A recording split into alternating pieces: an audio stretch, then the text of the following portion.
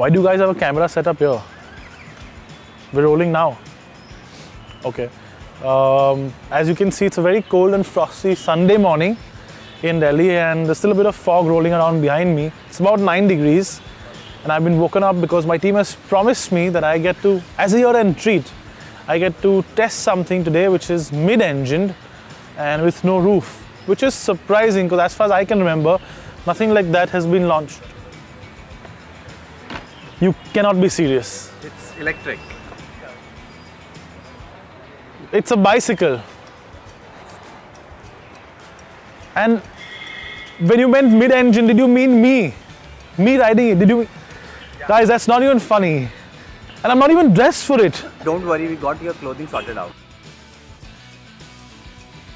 So I have been handed one of these bicycle helmets, and I have changed to something a little more comfortable. But let me quickly take you through this bicycle.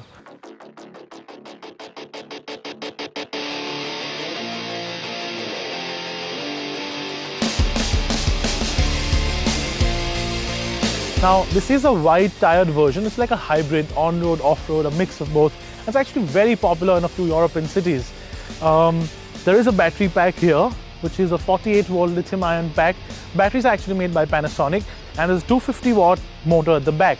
Now, unlike the electric bicycle that I rode a few months ago, where you can actually twist the throttle and ride them, or you can pedal, this is electric assisted. Now, what that means is the faster you pedal, the more the electric motor assists you. So essentially, you can't just run on the electric motor. You need to actually pedal, and well, the electric motor sort of helps you and reduces your effort. So other facts and figures, this thing does have a 7-speed Shimano gear set at the rear.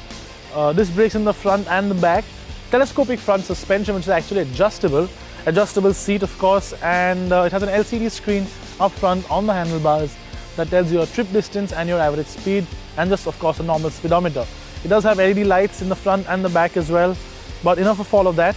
I actually want to ride this and see if the electric assist actually makes me want to get back on a bicycle, because as you can see, I haven't actually ridden a bicycle in a long time.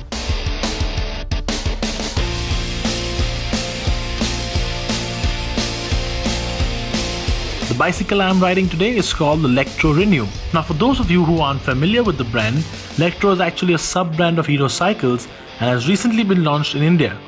Lectro does have a few bicycles to choose from, and the Renew is its most expensive product, almost a flagship offering. As I mentioned earlier, the more you pedal, the more electric assist you get, which is actually really helpful when the road opens up and you want to go faster. The electric assist only works till about 25 km per hour, as that's the maximum an electric two-wheeler is allowed to go without the need of a registration certificate. But post 25, when you get it to a higher gear and you really start to get into the rhythm of things, it can actually manage to get just over 40 km per hour. You can also adjust the amount of electric boost that you get from the battery and motor pack. From 1, which is the lowest, to 5, which is the highest, the difference is actually quite noticeable. The strange thing though is the way the assist is delivered. It isn't a smooth flow of power like you would expect in any normal electric vehicle, but a pulse that helps you pedal. After all, the premise of this bicycle is not to give you a non-pedaling vehicle, but one that helps you on inclines or if you are really tired. And like with most systems, you can actually completely shut it down and use it like a completely normal bicycle. Lectro also has another bicycle on offer called the Spark.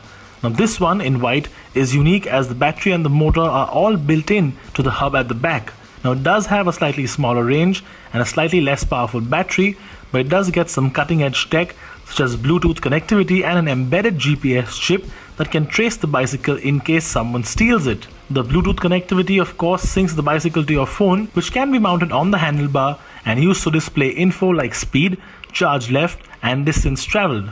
Now if you're somebody who's already cycling a lot, this isn't exactly what I'd recommend you to get. But if you are slightly older or slightly unhealthy, like I am, then the electric assist feature is quite great. And you can actually sort of turn it off slowly and get back to normal bicycle mode, which makes for a slightly healthier lifestyle. It will help you towards that goal. Now, I know these are expensive. This is 81,000 rupees and this is 83,000 rupees. But for that money, you do get a hell of a lot of technology in this, a hell of a lot of gadgetry. The inbuilt motor and battery pack at the back, Bluetooth connectivity, of course, with the tracker. And this is just ridiculously cool. Everywhere we went, heads just turned immediately. But I know you can buy a 150cc bike for some similar money, right? And you aren't going to actually use this every day. But again, for a tool to help you get back in shape, well, they are more expensive, they are premium, but I think they're still sort of worth it. The interesting stuff is when all of this technology will start trickling down into cheaper stuff, the cheaper bicycles, and that's when we might see a lot more people actually starting to utilize this technology on a daily basis.